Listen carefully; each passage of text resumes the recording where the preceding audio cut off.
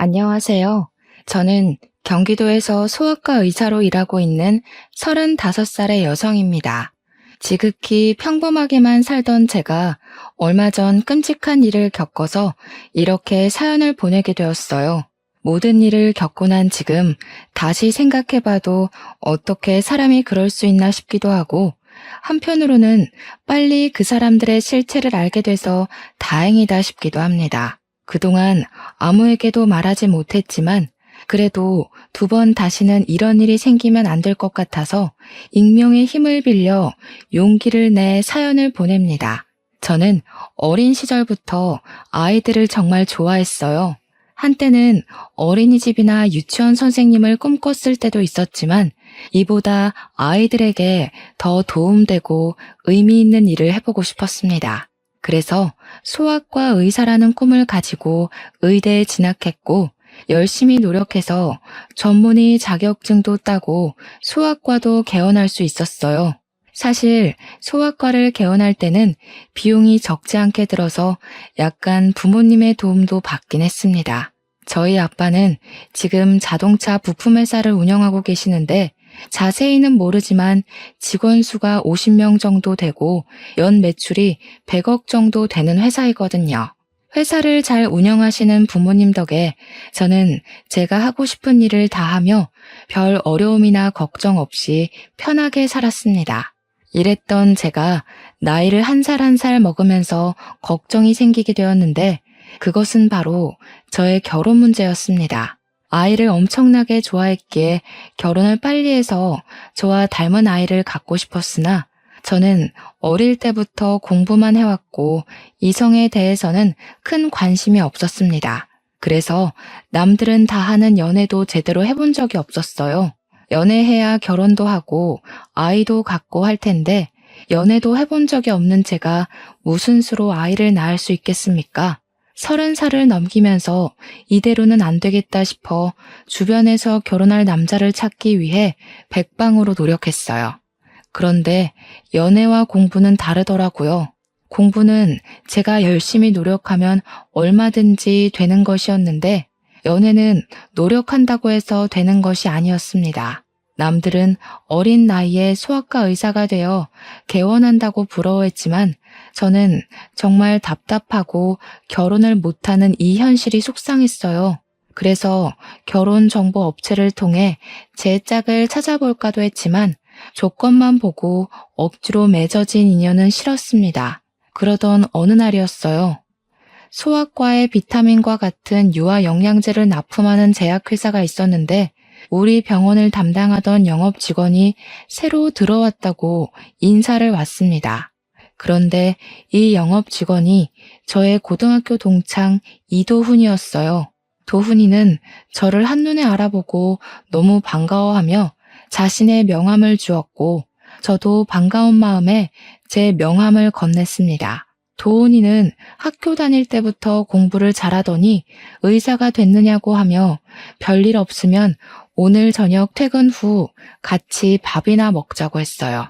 저도 별 약속이 없었고 그날은 야간 진료도 없어서 식당에서 보기로 했답니다. 그날 저녁 약속한 시각이 되어 만나기로 한 식당으로 나갔어요. 도훈이는 이미 식당에 와 있었고 제가 식당에 들어가자 아주 반갑게 맞아주었습니다. 고등학교 시절에는 그저 개구쟁이였는데 어른이 되고 어엿한 직장인이 된 도훈이는 참 늠름해 보였어요. 우리는 순수했던 고등학교 시절로 돌아가 그동안 살아온 이야기를 나누었습니다. 도훈이네 아버지는 작은 회사를 운영하고 계셨고 어머니는 보육원을 운영하고 계셨어요. 그리고 도훈이에게는 3살 많은 형이 있었는데 그 형은 지적장애 장애가 있었습니다. 대화하다가 문득 도훈이의 형이 생각나서 요새 어떻게 계시냐고 물었더니 좋은 짝을 만나 몇 년 전에 결혼했다고 하더라고요. 그날 우리는 밥과 술을 먹으며 급속도로 친해지고 그 뒤로도 종종 연락을 주고받았습니다. 주말에는 영화도 보고 같이 운동도 하며 자주 만나다 보니 우리는 서로에게 이성적인 호감이 생기기 시작했고 정식으로 연인이 되었어요. 그렇게 6개월 정도 만났는데 만나면 만날수록 도훈이는 참 좋은 사람이라는 생각이 들었습니다. 저의 이야기를 잘 들어주고 지난 6개월 동안 한 번도 욱하거나 화를 낸 적이 없었으며 어른들에게도 예의 바르게 행동했어요. 그런 모습을 보니 도훈이가 더 좋아지고 이런 사람과 결혼하고 싶다는 생각까지 하게 되었답니다. 도훈이 역시 저와 같은 생각이었는지 저와 결혼하고 싶다는 이야기를 종종 했고 서로의 마음을 확인한 우리는 결혼을 계획하고 각자의 집에 방문하기로 하였습니다. 먼저 이제는 저의 예비 남편이 된 도훈이가 우리 집에 인사를 드리러 왔어요. 저는 예비 남편에게 빈손으로 오라고 신신당부를 했지만 예비 남편은 그럴 수 없다며 어르신들에게 필요한 영양제에 과일까지 사들고 집에 왔습니다. 부모님은 너무 반가워하시며 제가 나이 먹고 결혼도 못할 줄 알았는데 이렇게 저와 결혼을 결심해줘서 고맙다며 아주 많이 반겨주셨어요. 도훈이는 엄마가 새벽부터 준비하신 음식들을 아주 복스럽게 먹었고 그런 모습을 본 부모님은 아주 좋아하셨습니다. 식사를 마친 후 거실에서 이야기하다가 예비 남편의 부모님, 저에게는 예비 시부모님에 관한 이야기가 나왔습니다. 그런데 놀랍게도 예비 시아버지가 운영하는 회사가 우리 아빠 회사의 하청업체더군요. 아빠는 세상에 이런 우연이 어디 있느냐고 하며 아무래도 보통 인연이 아닌 것 같으니 조만간에 얼른 상견례를 하고 결혼 날짜를 잡기로 하였습니다. 도훈이와 부모님의 첫 만남은 아주 화기애애했고 이어서 다음 주에는 제가 예비 남편의 집에 첫인사를 드리러 갔어요. 저는 어지간하면 긴장을 하지 않는 성격인데 정말 심장이 튀어나올 정도로 엄청나게 떨렸습니다. 예비 남편은 그런 저의 손을 꼭 잡아주며 우리 부모님은 이미 허락하셨으니 친척집이라고 생각하고 편하게 이야기하라고 했어요.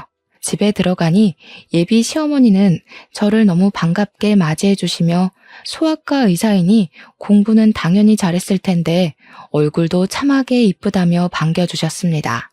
예비 시아버지 역시 환하게 웃으시며 잘 왔다고 어서 오라고 하셨어요. 두 분의 따뜻한 환대를 받으며 거실로 들어갔는데 상에 육회, 공회 모든 음식이 다 있더라고요. 세상에, 저 이런 상은 식당에서나 봤지 집에서는 처음 봐요. 저 음식 가리는 것 없어서 밥에 김치만 있어도 잘 먹는데 힘들게 왜 이리 많은 것을 차리셨어요. 너무 감사합니다. 우리 집 며느리가 될 사람이 처음으로 왔는데 당연히 맛있는 음식으로 대접해야지. 어서 와서 앉아요. 예, 지은아, 네 동서 될 사람 왔는데 왜 이리 꾸물거리니? 빨리 밥 가져오지 못해? 부엌에서는 저의 예비 형님이 땀을 뻘뻘 흘리며 얼굴이 시뻘개져서 허둥지둥 음식을 준비하고 있었습니다. 저는 예비 형님이 당연히 저보다 나이가 많을 줄 알았는데 한눈에 딱 봐도 너무 앳되고 어려 보였어요. 예비 형님께 인사를 하고 저와 예비 남편 그리고 예비 시부모님과 예비 시아주버님까지 상 앞에 앉았습니다. 그런데 예비 형님 혼자서 수저를 놓고 밥을 나르고 국을 나르고 계시는데 아무도 예비 형님을 도와주지 않았어요. 어느 정도였냐면 쟁반에 밥과 국, 수저를 가지고 오면 앉아있는 사람들끼리 상을 차릴 수는 있잖아요. 그런데 예비 남편을 포함한 모든 가족이 그조차도 하지 않아서 예비 형님 혼자 이리저리 다니며 수저를 일일이 다 놓고 밥과 국도 놓더라고요. 이건 아닌 것 같아서 제가 좀 거들려고 자리에서 일어났습니다. 예비 시어머니가 그런 저에게 어디 가느냐고 하시길래 형님 혼자 바빠 보여서 일 좀 거들려고 한다고 했더니 어머니는 굳이 그럴 필요 없다며 오늘 처음으로 온 자리니 그냥 편하게 밥이나 먹고 가라고 하셨어요. 예비 형님은 혼자 너무 힘들어 보이는데 다들 형님을 거들떠보지도 않더라고요. 지금 이런 상황도 이해가 가지 않는데 더 황당한 것은 밥과 국이 다 차려지고 나서도 예비 형님은 자리에 앉지 않고 옆에서 가만히 서서 있었습니다. 형님도 같이 앉아서 식사해요. 저 때문에 음식 다 차리시느라 힘드셨을 텐데 같이 드셔야죠. 쟤는 원래 나중에 먹는단다. 신경 쓰지 말고 어서 먹어. 알겠지? 그리고 지은아, 국이 너무 짜잖니? 너는 살림을 얼마나 했는데 아직도 간 하나 제대로 못 맞추니? 하여튼 뭐 하나 제대로 할 줄 아는 게 없어요. 가서 물이나 떠와. 예비 시어머니는 저한테는 아주 상냥하고 나긋나긋하게 잘 대해주었지만 예비 형님한테는 너무 까칠하고 매섭게 이야기하셨습니다. 예비 형님은 그런 어머니의 말에도 원래부터 당연히 그래왔던 것처럼 억울한 표정 하나 없이 밥상 옆에 서 있었고 다른 가족들도 그런 예비 형님을 아무도 신경 쓰지 않았어요. 예비 아주버님 역시 마찬가지였습니다. 자신의 부인이 이런 하대를 받고 있는데도 아무렇지 않게 생각하고 밥만 먹고 있더라고요. 이런 모습이 저는 너무 불편하고 이해가 되지 않았습니다. 편하지 않은 식사가 마쳐지고 부엌에 가보니 설거지할 그릇이 정말 많았고 예비 형님은 그 앞에서 한숨을 쉬고 있었어요. 밥도 못 먹고 차리기만 한 형님이 안쓰러워서 주방에서 같이 설거지를 하려고 했습니다. 제가 고무장갑을 끼자 예비 시어머니는 네가 왜 고무장갑을 끼느냐고 하며 이런 일은 지은이 시키면 된다고 하셨어요. 그러면서 어머니는 제 손에 있던 고무장갑을 빼버리고 예비 형님한테 빨리 상 치우고 과일을 내오라고 했습니다. 예비 형님 혼자 상을 다 치운다고 쟁반에 그릇들을 옮기는데 그 누구 하나 도와주지 않고 구경만 하고 있었어요. 이건 정말 아니다 싶어서 제가 조금씩 도우려고 하자 예비 시어머니도 남편도 아무것도 하지 말고 그저 앉아 있으라고 했습니다. 이렇게 예비 형님 혼자 모든 그릇을 다 치우니 이번에는 예비 시아버지가 빨리 과일 좀 내오라고 화를 버럭 내셨고 예비 형님은 예비 시아버지의 호통에 과일을 깎기 시작했어요. 예비 형님 혼자 종종거리며 과일과 차를 내오고 혼자 부엌에 들어갔습니다. 저는 그런 예비 형님이 신경 쓰여서 마음 편히 있을 수가 없었어요. 저의 이런 속도 모르고 예비 남편은 그저 실실 웃으며 과일을 먹고 있었고 예비 시아버지는 자신이 운영하는 회사와 우리 아빠가 운영하는 회사가 협력 관계라며 세상에 이런 우연이 어딨냐며 좋아하셨습니다. 예비 시어머니와 예비 아주버님도 아주 좋아했지만 이 순간에도 예비 형님은 마치 이 집의 가정부처럼 설거지하고 있었어요. 그래도 가족인데 혼자서 설거지를 다 하는 것이 너무 힘들 것 같아 다시 부엌으로 향했습니다. 아가야, 네가 왜 부엌으로 가니? 뭐 필요한 거 있니? 그게 아니라 형님 혼자 너무 힘드실 것 같아서 도우려고요. 아까 보니까 그릇이 엄청 많이 쌓였던데 아무래도 혼자서 하려면 너무 오래 걸릴 것 같아요. 형님과 이야기도 좀 나누고 싶고요. 그런 힘든 일은 제 혼자 해도 충분해. 너는 손님으로 온 것이니 제 신경 쓰지 말고 앉아서 과일이나 먹으렴. 그리고 무슨 형님이랑 대화하니? 우리끼리만 하면 되지. 지은아, 너도 빨리 설거지 마무리하고 좀 쉬어. 너 때문에 우리 새아가가 불편해하지 않니? 아유, 쟤는 눈치도 없고 생각도 없고 손도 느리고. 예비 시어머니는 제가 민망하게 느낄 정도로 예비 형님을 혼내셨습니다. 이렇게 예비 시어머니가 대놓고 무시를 하는데도 아무도 여기에 대해 토를 달지 않았고 이게 당연하다는 듯이 앉아서 과일을 마저 먹고 있었어요. 심지어 예비 형님의 남편까지도요. 이런 분위기가 정말 이해가 가지 않았고 너무 불편했습니다. 과일을 먹는 둥 마는 둥 하고 예비 시댁에서 나왔어요. 집으로 가는 길에 예비 남편에게 예비 형님에 관해서 물어보았습니다. 예비 형님은 원래 예비 시어머니가 운영했던 보육원에서 아기 때부터 자랐다고 해요. 그러다가 만 18세가 되어 보육원을 퇴소하고 바로 형과 결혼을 해서 지금까지 시댁에서 같이 살며 집안일을 하고 있었습니다. 그럼 형님은 몇 살이냐고 물으니 이제 고작 23살이래요. 예비 아주버님이 36살이니 둘이 무려 13살이나 차이가 났습니다. 남편에게 그럼 아주버님과 형님이 정말 사랑하고 연애해서 결혼한 것이냐고 했더니 그런 건 아니고 그냥 부모님이 결혼하라고 해서 했다는 거예요. 여러분은 이게 말이 되시나요? 지금 세상이 어떤 시대인데 부모님이 정해준 짝과 정략 결혼을 합니까? 저는 아주 기가 막혀서 어이없어 하는 반면 예비 남편의 표정은 너무 태연했습니다. 예비 형님이 이렇게 사시는 것은 아주 당연하다는 뜻이요. 나는 솔직히 어머니가 형님한테 막 대하는 것도 이해가 가지 않고 그런 모습을 보고도 다들 가만히 있는 것도 이해가 가지 않아. 그리고 지금이 어느 시대인데 어머니가 결혼하라고 해서 결혼하고 또 밥상 차린 며느리한테 고생했다는 말은 하지 못할 망정 옆에 서 있으라고 하니? 형수는 아주 어린 시절부터 보육원에서 자라면서 엄마의 도움으로 고등학교까지 졸업했고 졸업 후에도 형과 결혼시켜서 가족이 되어준 거야. 오늘 하루만 본 너는 이해가 안 될 수도 있겠지만 엄마로서는 피 한 방울 섞이지 않은 남에게 학비도 대주고 옷도 입히고 밥도 먹이면서 키운 데다가 가족도 없는 사람에게 가족도 되어줬는데 이 정도 대접은 받아도 되는 거 아니야? 이게 대접이야?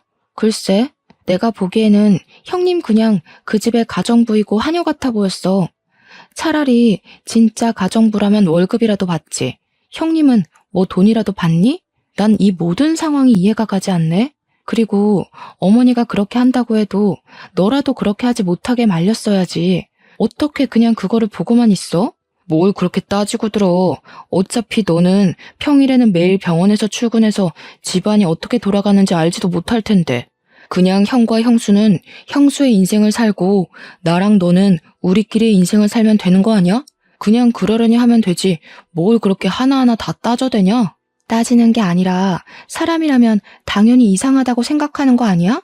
길 가는 사람들한테 물어봐. 어머니가 형님한테 하는 대우가 정말 타당한 것인지 말이야. 아주버님은 지금 많이 아프시니까 그런 사리분별이 조금 어려워도 너는 사리분별 올바르게 할 수 있잖아.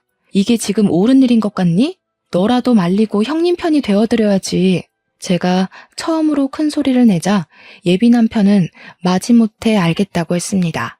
그날 집에 와서 아무리 생각해봐도 예비 시댁이 이해가 가지 않았고 예비 형님은 어린 나이에 왜 그런 고생을 하고 살고 있는지도 궁금했어요. 저는 부모님께도 제가 예비 시댁에서 본 것들을 그대로 말씀드렸어요.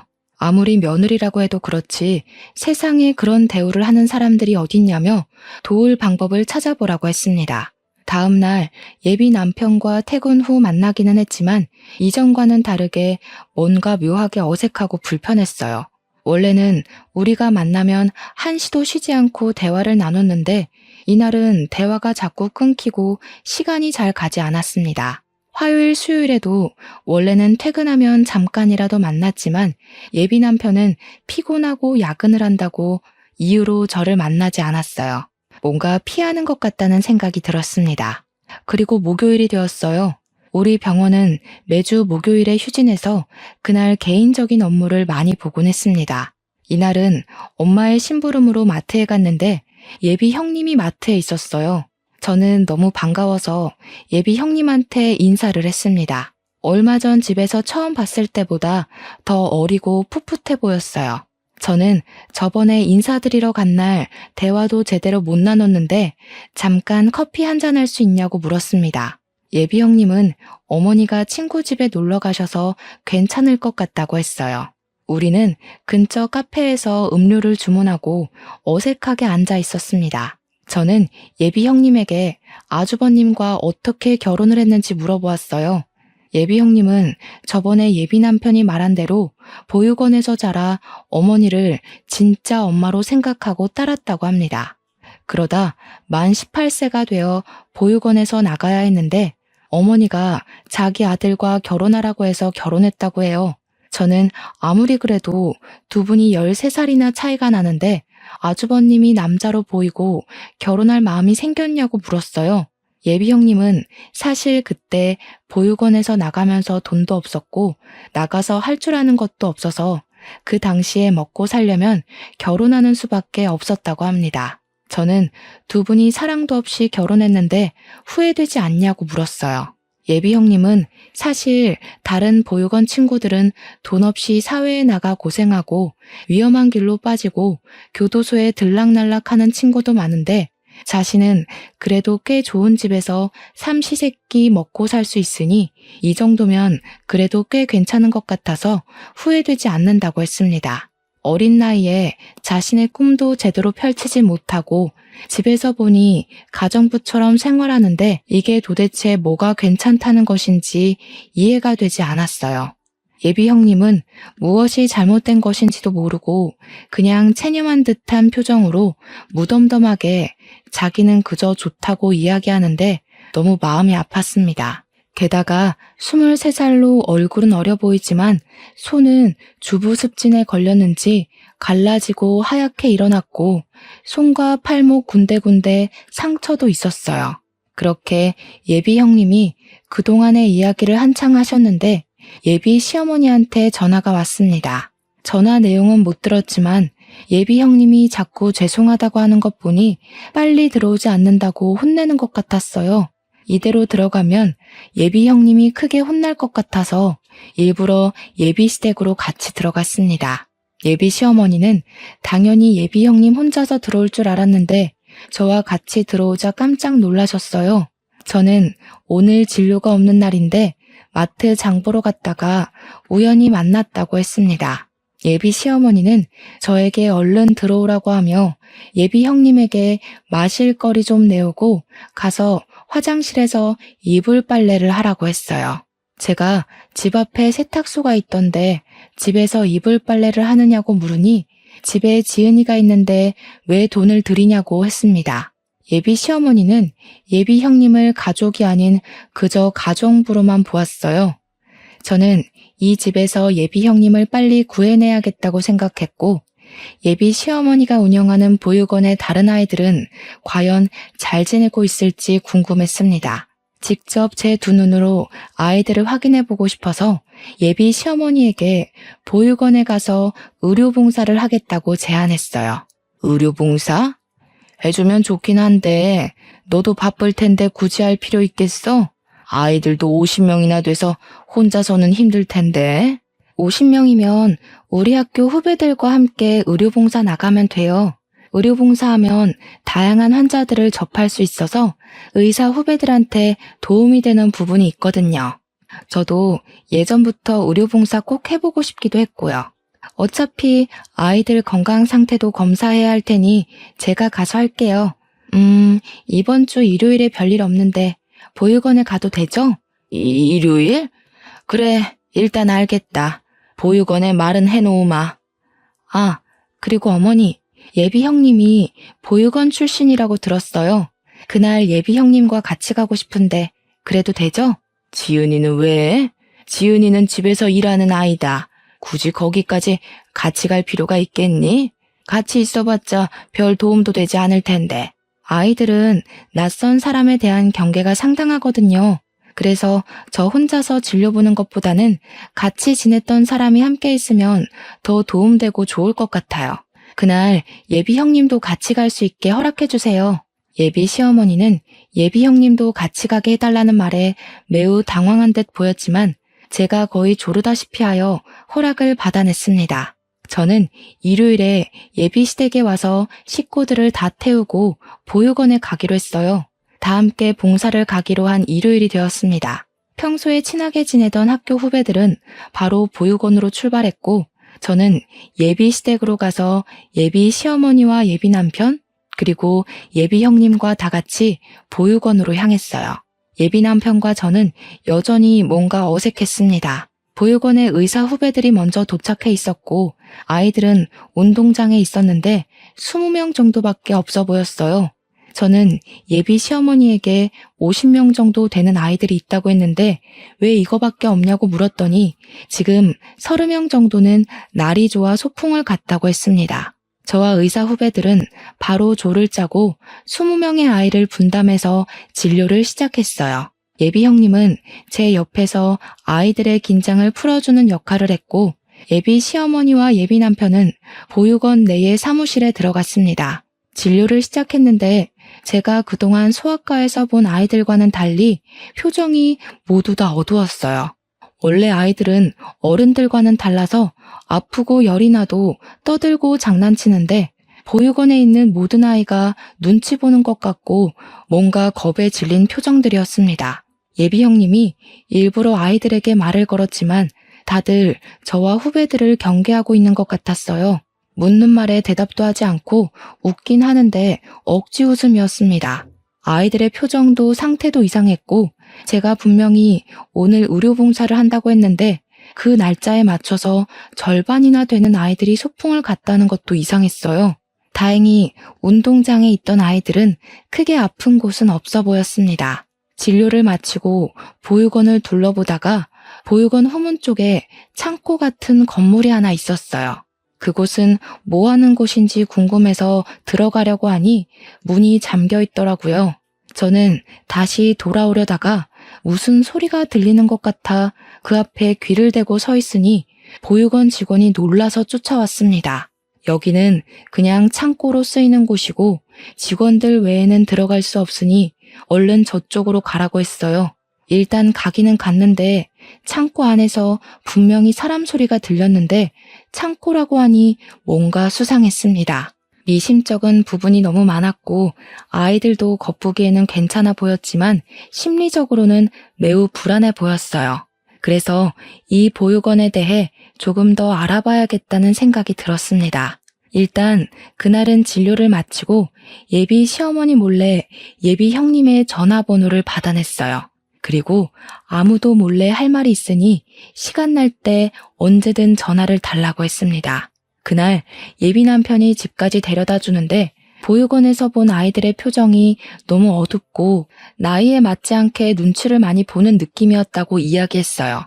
예비 남편은 부모가 버린 아이들의 표정이 밝을 리가 있겠냐며 부모님 손잡고 소아과에 온 아이들과 여기에 있는 아이들이 당연히 다를 수밖에 없는 것이 아니냐고 했습니다.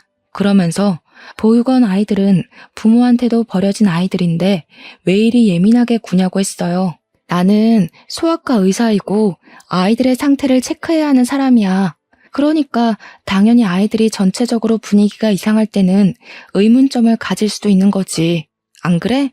그리고 그 아이들이 부모한테 버림을 받았어도 나는 이 아이들의 상태를 제대로 확인해야 할 의무가 있다고. 정말 대단한 의사납셨네. 저번에는 형수한테 꽂혀서 그러더니 이제는 보육원 아이들이냐? 지금 우리가 그런 거 따질 시간이 있어? 도대체 우리 결혼 준비는 언제 해? 상견례도 하고 결혼식장도 예약하고 갈 길이 구만리라고. 솔직히 말해서 나 지금 너랑 결혼 진행하는 것이 너무 찜찜해. 뭔가 의심되는 구석도 많고 마음에 걸리는 부분도 많아. 우리 일단 생각할 시간을 일주일만 좀 갖자. 이런 마음 갖고 결혼을 하면 아무래도 불행할 것 같아. 나 여기서 내릴게. 저는 예비 남편의 차에서 내려서 혼자 집으로 걸어갔습니다. 예비 시댁은 보면 볼수록 이해가 가지 않는 부분이 너무 많은데 예비 남편은 그런 저를 그저 예민한 사람으로만 취급했어요. 이대로는 결혼을 진행하기가 어려울 것 같아서 우리는 일주일 동안 생각할 시간을 갖기로 했습니다. 다음 날 오전 시간에는 환자가 많아 바쁘게 시간이 흘렀고 오후가 되자 조금 한가해졌어요. 잠깐 쉬고 있는데 모르는 번호로 전화가 와서 받아보니 예비 형님이었습니다. 지금 어머니가 잠깐 외출하셔서 전화했다길래 지금 당장 나가서 만나고 싶었지만 병원 진료 시간이라 안 되었고 혹시 저녁 때 시간이 되냐고 물었어요. 예비 형님은 저녁 때는 식사 준비하고 정리하고 하느라 바쁘고 아예 늦은 밤, 늦은 시간에 쓰레기 버리러 가는 척하며 잠깐 나갈 수 있는데 그때도 시간이 되냐고 했습니다. 저는 알겠다고 하고 밤늦게 집 앞에서 잠깐 보기로 했어요. 그날 밤 저는 차를 끌고 예비 시댁 앞으로 갔습니다. 시동을 끄고 기다리고 있는데 밤 10시쯤에 예비 형님이 쓰레기를 버리러 나왔어요. 저는 차에서 내려서 예비 형님에게 인사를 하고 일단 제 차로 데리고 갔습니다. 예비 형님에게 사실 어제 보육원에서 이상한 점이 많아서 그런데 보육원에서 어떻게 생활했는지 좀 알려달라고 했어요. 예비 형님은 보육원 생활에 말하기 꺼리는 것 같았습니다. 저는 예비 형님에게 어려운 이야기라는 것은 잘 알지만 그래도 어린 아이들에게 혹시라도 좋지 않은 부분이 있다면 고쳐야 하지 않겠냐며 설득했어요. 예비 형님은 어렵게 과거의 이야기를 꺼냈는데 내용이 정말 충격이었습니다. 예비 시어머니는 보육원의 원장으로 있으면서 아이들에게 제대로 된 음식을 제공한 적이 없었어요. 항상 오래된 음식과 썩기 직전의 음식만 제공하였고 그마저도 조금씩만 주어서 매일 배가 고팠다고 합니다.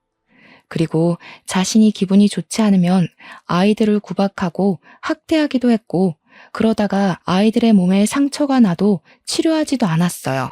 어쩌다 한 번씩 의료봉사나 손님들이 오면 몸에 상처가 있거나 흉터가 있는 아이들은 지하의 강당에 가둬놓았다고 했습니다. 아마 어제도 아이들이 소풍을 갔다고 했지만 지하의 강당에 갇혀 있었을 것이라고 했어요. 그리고 누가 보육원에 방문하면 무조건 웃고 외부에서 온 사람들과 절대 말 섞지 말라고 교육했다고 합니다. 만약에 웃지 않고 사람들과 쓸데없는 말을 섞다가 들키면 그날 밤 어머니는 아이들을 아주 심하게 구박했대요. 왜 어제 이런 이야기를 제게 하지 않았어요? 어제 알았으면 제가 아이들을 찾아라도 봤을 텐데요. 사실 어머니가 저는 눈치가 빠르다고 하면서 많이 때리지도 않으셨고 예뻐해 주셨어요. 다른 보육원 친구들은 자립금을 얼마 주지도 않고 만 18세가 되어 거의 맨몸으로 쫓겨날 때 저는 이 집으로 시집와서 따뜻하게 삼시세끼 먹고는 있잖아요. 지금 다른 친구들은 길거리에서 생활하고 이미 교도소도 몇 번 들락날락하기도 했어요. 저 그 친구들처럼 이 집에서 내쫓길까봐 두려워요. 제가 본 것들 그냥 입 다물고 모른 척하고 있으면 이 집에서 오래 살 수 있는데 괜히 폭로하면 이 집에서 저 쫓겨난다고요.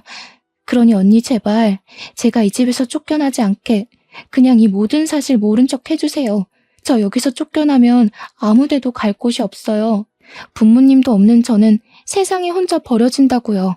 예비 형님의 간절한 부탁에 저는 당장 어찌할 도리가 없었습니다. 저는 일단 예비 형님에게 피해가 가지 않도록 모른 척 하겠다고 하고 헤어졌어요. 그렇게 예비 형님과 헤어지고 집에 왔습니다. 혼자 침대에 누워있는데 보육원에서 겁에 질린 아이들이 떠올랐어요.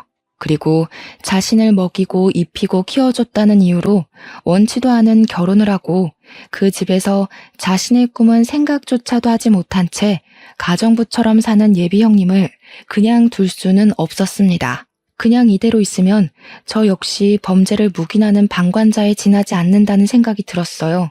이를 어찌해야 하나 고민하다가 우연히 달력을 보니 조금 있으면 5월 5일 어린이날이더라고요. 저는 이날 다시 보육원에 들어갈 계획을 세웠습니다. 다음 날 병원 점심시간에 예비 시댁으로 향했어요. 들어가 보니 예비 형님은 청소를 제대로 하지 않아놨다는 이유로 예비 시어머니에게 호되게 혼나고 있었습니다. 눈물을 뚝뚝 흘리는데 정말 너무 안타까웠어요. 예비 아주버님은 자신의 부인이 그렇게 혼나는데 신경도 쓰지 않고 TV만 보고 있었습니다. 답답한 마음을 뒤로하고 예비 시어머니에게 5월 5일에 보육원 봉사활동을 하고 아이들에게 간식을 주고 싶다고 했어요. 예비 시어머니는 보육원 일에 왜 이리 신경 쓰냐고 하시며 그다지 반기지 않았지만 제가 소아과 의사이기도 하고 저번에 소풍을 가서 절반 정도는 진료를 보지 못해서 꼭 하고 싶다고 했습니다. 그리고 어린이날이니 아이들이 좋아하는 피자나 치킨 같은 간식을 제공하려고 한다고 하며 예비 형님도 같이 가자고 했어요. 예비 시어머니는 탐탁치 않은 표정으로 굳이 그럴 필요 없다고 하셨지만 제가 완강하게 말하니 어쩔 수 없이 허락했습니다. 저는 예비 시어머니의 허락을 받아냈고 그 후 예비 형님에게 연락해서 보육원의 지하 강당이 어디냐고 물어봤어요. 그곳은 후문 쪽에 들어가는 입구가 따로 있었고 매일 잠가 놓는데 사무실에 그 열쇠가 있다고 했습니다.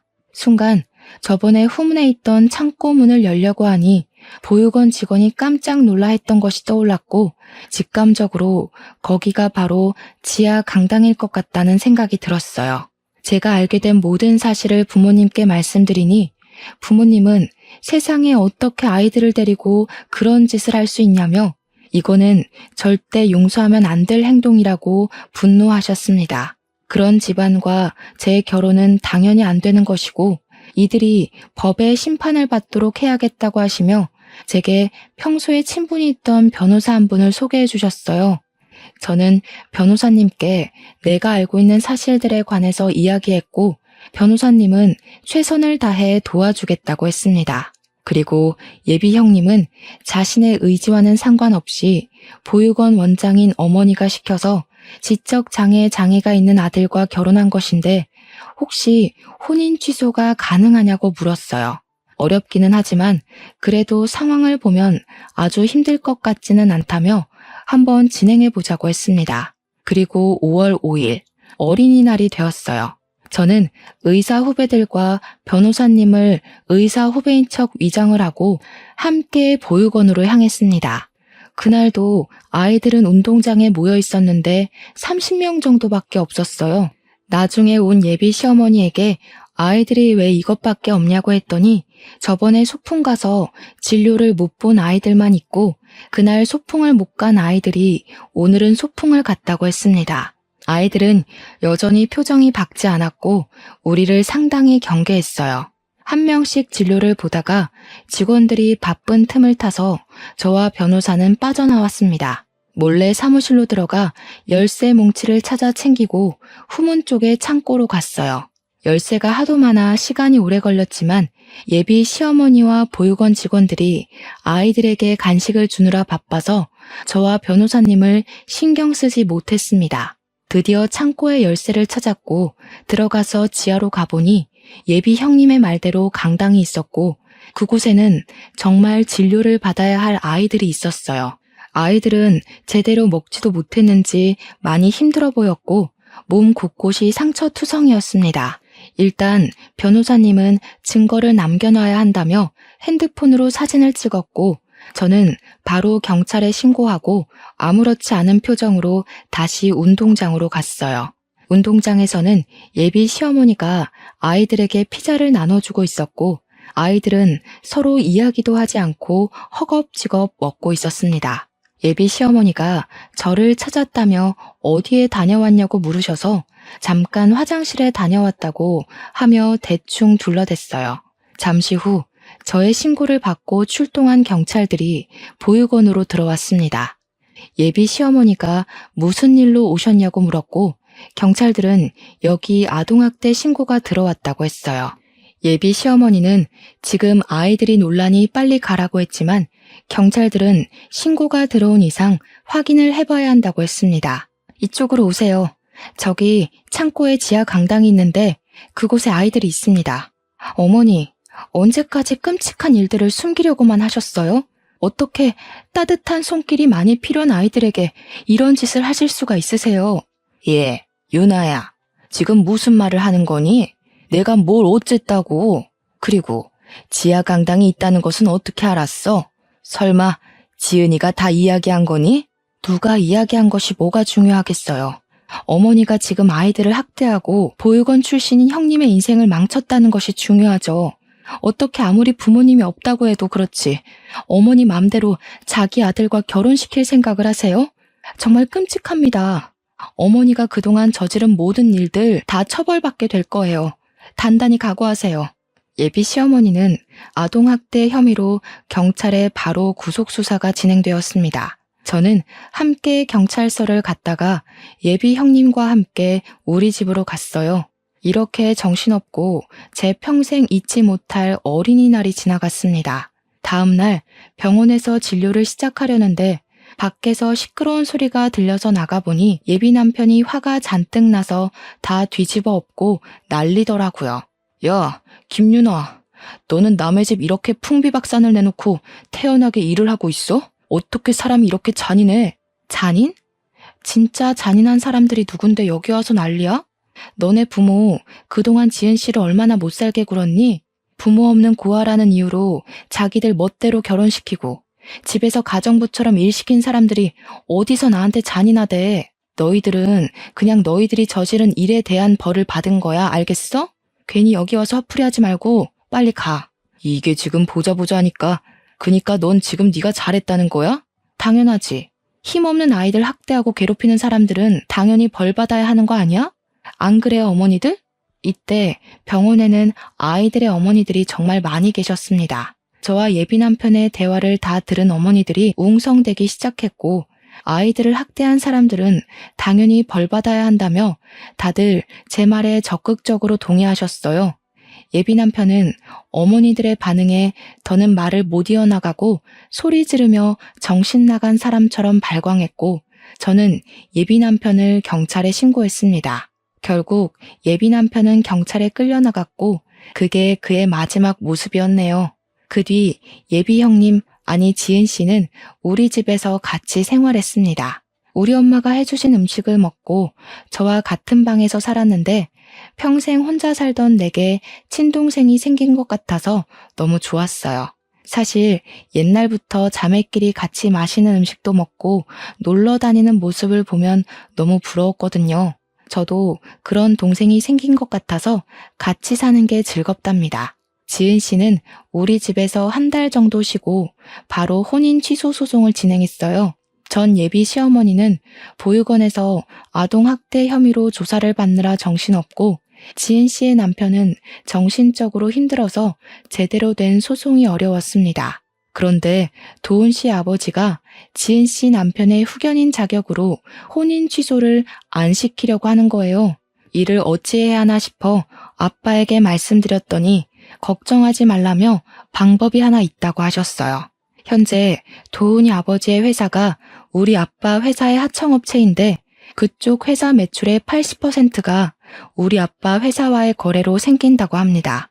따라서 아빠 회사가 거래를 끊어버리면 도은이 아버지의 회사는 운영이 어려운 상황이었어요.